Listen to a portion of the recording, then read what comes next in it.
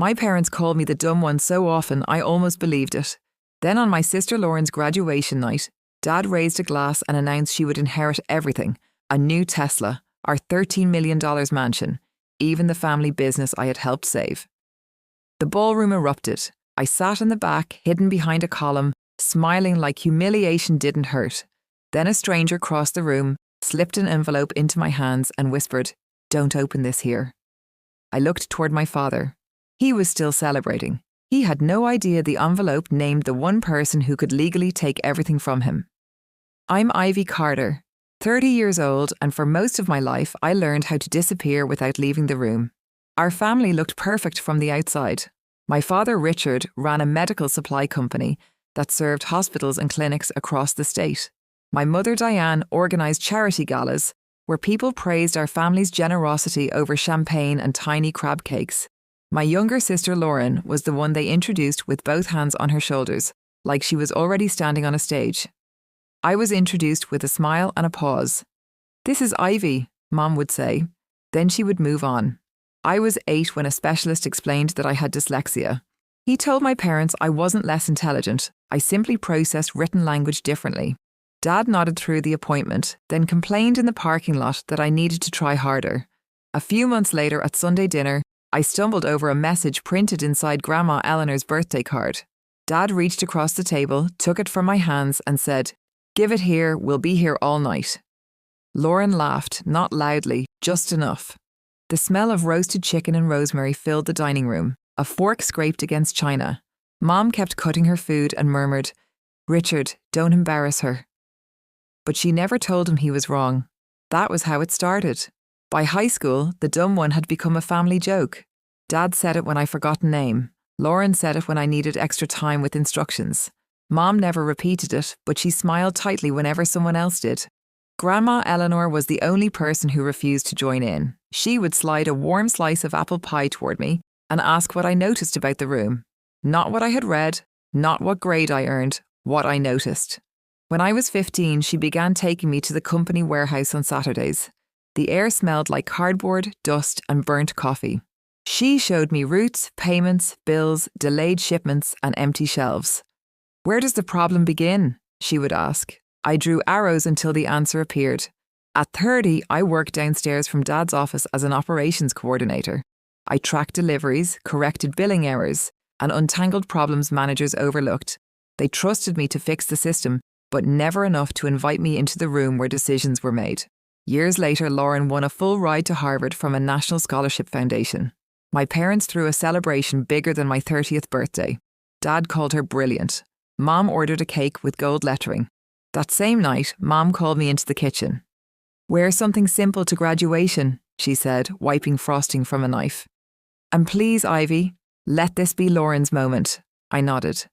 What I didn't know was that Dad had prepared another announcement, one that would erase me completely. 3 months before Lauren's graduation, I noticed something wrong in the company's expansion plan.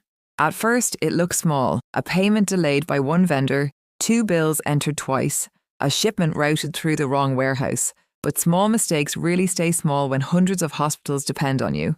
I started mapping everything after work. Blue arrows for suppliers, red circles for delayed payments, yellow boxes for contracts with penalties buried inside them. By midnight, my dining table looked like a detective wall. The pattern was ugly.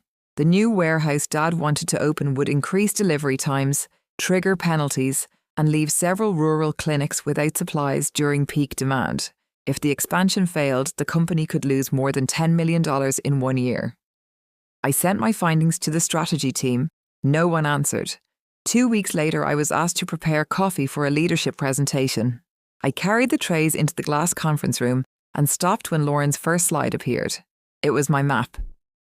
The colours had changed. The wording was cleaner, but the structure was mine. Every warning, every connection, every recommendation. Lauren stood at the front in a cream suit, speaking with the confidence our father loved. "If we proceed with the current plan," she said, "we expose the company to unnecessary risk." Dad leaned back, smiling. "That's strategic thinking." My fingers tightened around the coffee tray. Lauren saw me. For 1 second her voice caught, then she looked away and, voice caught. Then she looked away and continued. Afterward, Dad praised her in the hallway. You may have just saved us $10 million. I waited for Lauren to say something. She never did. That was the first time I understood how betrayal could happen without anyone raising their voice.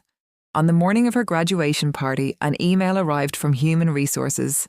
My position would be eliminated during restructuring, 6 weeks of severance. A polite thank you for my service. I read it twice. Then I heard Dad through the wall.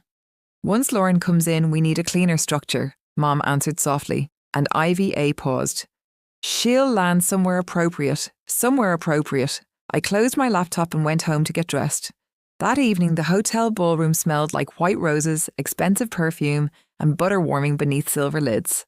Mom met me at the entrance and looked over my black dress. You look nice, she said. Your table is in the back. Of course it was. Lauren entered to applause in a custom graduation gown. Dad brought her onto the stage, handed her a small black box and told her to open it. Inside were the keys to a new Tesla. The room cheered. Then Dad lifted his glass. Tonight, we celebrate Lauren's future. One day she will inherit everything we built. The company, the family legacy, and the mansion, now valued at $13 million. People stood across the room. Lauren smiled for cameras while applause pressed against my chest like a locked door. I stayed seated behind a column, twisting a linen napkin beneath the table. A cousin leaned toward me. So, what happens to you? Before I could answer, Dad thanked the quiet people behind the scenes who kept the company running. He never said my name. That was when I understood. They had taken my work, erased my place, and were now celebrating my replacement. Then the ballroom doors opened. An older man in a grey suit stepped inside. He ignored the stage and walked directly toward me. My name is David Miller, he said. He placed a sealed envelope in my hands. Your father just promised away something he has never owned. David guided me into a quiet service hallway behind the ballroom. The music softened to a dull thump beyond the walls. Somewhere nearby, dishes clattered and the air smelled like coffee, bleach, and melted butter. Who are you? I asked. I managed your grandmother's trust, he said, and I was instructed to contact you after your 30th birthday once the transfer was verified. My hands went cold. He opened the envelope and laid the papers on a stainless steel counter. The first page confirmed that Grandma Eleanor's trust controlled 51% of the company's voting shares. The second named me as the person authorised to exercise those votes. The third explained that the mansion Dad had just promised Lauren was still held inside the trust. Dad had the right to live there. He did not have the right to give it away. I read the paragraph twice, then a third time. What if I'm misunderstanding this? You're not. Then why didn't anyone tell me your grandmother wanted the transfer completed before? You were approached. Your father challenged parts of the trust after her death. The review ended yesterday. The hallway seemed to narrow around me. David pointed to one final page. You also have the right to request an emergency board meeting before Monday's succession vote. Through the doors, another round of applause exploded. I pictured Lauren beneath the lights holding her new keys, Dad smiling beside her, Mom making sure every photograph looked perfect. I should have felt powerful. Instead, I felt sick. I left without saying goodbye and drove home through wet streets. The envelope on the passenger seat beside me at every red light. I looked at it and heard Dad's voice calling me slow, difficult, limited. My apartment was dark except for the stove clock. I went straight to my closet and pulled down the wooden box Grandma had given me before she died. The hinges groaned when I opened it. Inside was a letter, a stack of notes, and copies of old company records. Ivy, if they have decided your future without asking you, then they have mistaken your silence for permission. I sat on the floor. The notes showed that Dad had tried more than once to reduce the trust's voting power. Grandma had blocked him each time. She had also saved copies of my reports, including the warehouse analysis Lauren presented as her own. Grandma had known. That hurt more than I expected. She had seen what they were doing, but she had also seen me. I spread the records across my kitchen table and organised them the only way my mind trusted colours, arrows, names, dates. By 2 o'clock in the morning, the fear was still there, but it was no longer in charge. No one would speak for me ever again now. I opened my laptop and sent David one sentence: request the emergency meeting. A minute later, he replied, Sunday morning, they will all be there. And this time, so would I. Sunday morning. The executive floor felt colder. The elevators opened onto polished stone and a silence so complete I could hear the click of my heels. I had spent 5 years sending reports to this floor. I had never been invited past reception. A security guard checked his tablet and then looked at me. "I'm sorry, Miss Carter, you're not authorised for this meeting." Before I could answer, Lauren stepped out of the boardroom in a navy suit, her glow replaced by something sharper. "This is embarrassing." "Ivy," she said, "you lost your job. And now you're trying to punish everyone. I was invited. You're an operations coordinator." The boardroom door opened behind her. Margaret Collins appeared, silver-haired and steady. "Not this morning," she said. "This morning, Ivy is the controlling voter." Lauren's face changed only for a second, but I saw it. Inside, 12 people sat around a walnut table. Dad was at the head. Mom sat against the wall beside the attorney, her hands locked around her purse. Dad did not stand. "This meeting is unnecessary," he said. "My daughter is upset and confused." Lauren added, "Ivy has always struggled with dense material. She may not understand what she received." The words struck the same place they always had. For one moment, I was 8 years old again, staring at a birthday card while everyone waited for me to fail. Then I saw Grandma Eleanor's photograph hanging, mud on her boots, sleeves rolled up, chin lifted. I opened my folder. "I'm not here to discuss how fast I read," I said. "I'm here to discuss what all of you missed." I placed the trust confirmation on the table. David spoke first. "The trust controls 51% of the company's voting shares. As of Friday, Ivy Carter holds sole voting authority." No one moved. Dad's jaw tightened. That trust was never intended to interfere with management. "Then why did you challenge it 3 times?" I asked. I slid the next pages forward. Meeting notes, legal correspondence, records showing Dad had tried to weaken the trust after Grandma died. Mom looked at him. "You told me that was routine." "It was." "No," Margaret said. "It was not." I turned to the mansion documents.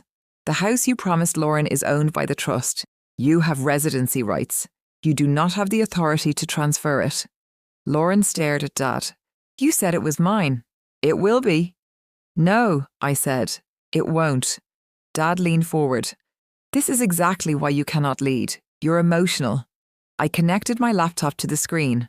My colour-coded warehouse map appeared, then the original analysis, then the revised presentation Lauren had delivered. The structure matched, the warnings matched, even one unusual phrasing choice matched.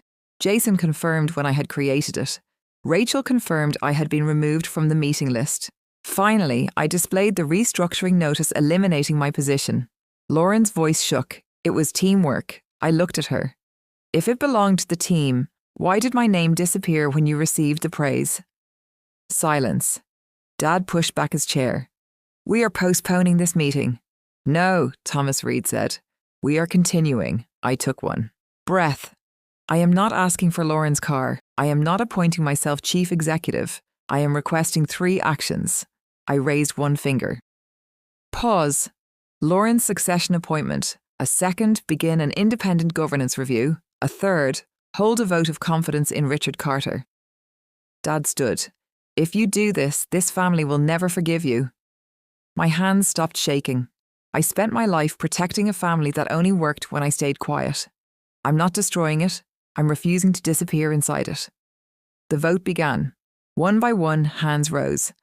When the final count was read, Dad had lost, and for the first time he looked at me like I had always been there. The official decision came before noon. Richard Carter would step down as chief executive after a short transition. Thomas appointed an outside executive to stabilise operations, while the board reviewed every major decision tied to Lauren's succession.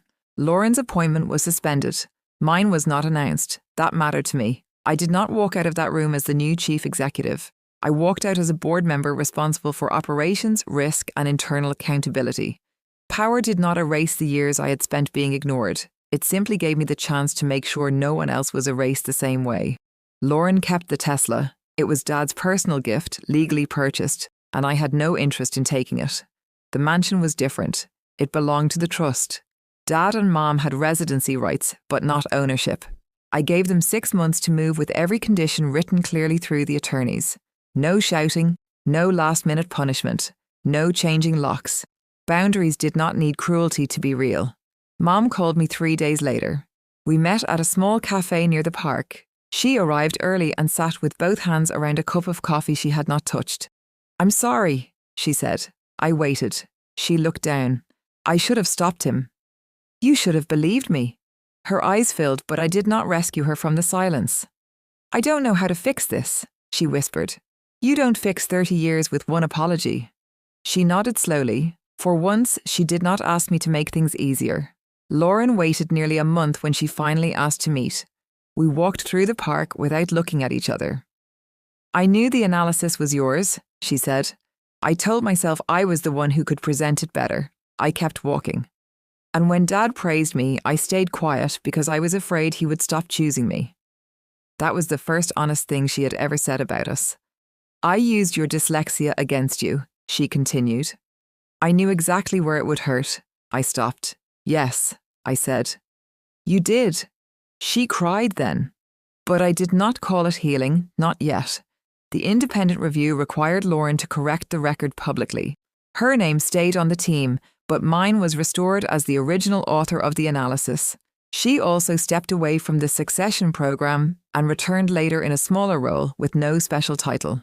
6 months passed. I completed formal governance training and led a new operations program built around the same kind of visual maps Grandma had taught me to trust. Duplicate bills dropped, delays improved, rural clinics received supplies faster. One cold morning, I stood inside the warehouse wearing a reflective vest over my blazer. A young manager stared at the colour-coded process map on the wall. "I can finally see the whole system," he said. For a second, I heard Grandma's voice.